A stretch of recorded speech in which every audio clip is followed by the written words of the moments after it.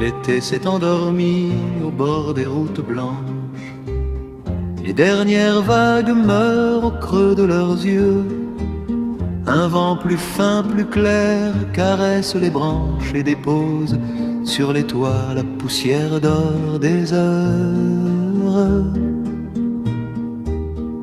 Les cartables se redressent, lourds de promesses muettes, comme des oiseaux trop sages qui regagnent le nid. Sur les trottoirs, l'ombre s'allonge et les enfants marchent déjà, comme s'ils portaient dans leur sac un peu de mer et trop de songes. Septembre, les cahiers s'ouvrent comme l'automne. Page après page, le temps se retourne. Entre l'encre et la lumière qui baisse, on apprend à marcher dans une nouvelle tristesse. Septembre, les cloches chantent doucement l'oubli de l'été. Les cours de récréation sentent encore le soleil, mais déjà les feuilles dansent sur les bancs de pierre. On range les rires d'août dans le fond des poches. On met à la place des règles, des rêves, des prières. Les maîtres ouvrent la porte avec des mots plus graves, et le tableau noir devient un ciel de craie fragile.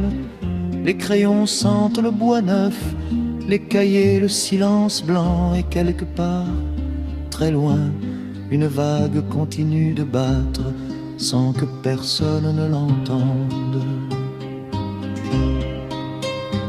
Septembre, les cahiers s'ouvrent comme l'automne. Page après page, le temps se retourne.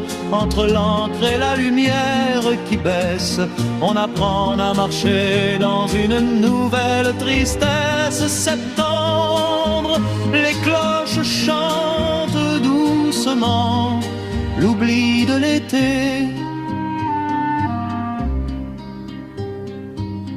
Il y a dans chaque stylo une rivière qui attend, dans chaque livre un chemin qu'on n'a pas encore pris.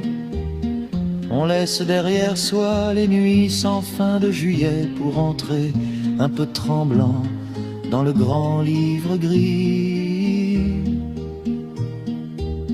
Entre la liberté des dunes et la douce prison des leçons, on regarde par la vitre les arbres qui changent de couleur, et l'on comprend sans le dire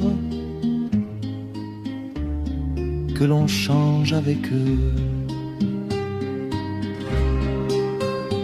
Septembre, les cahiers s'ouvrent comme l'automne, et quelque chose en nous lentement se transforme.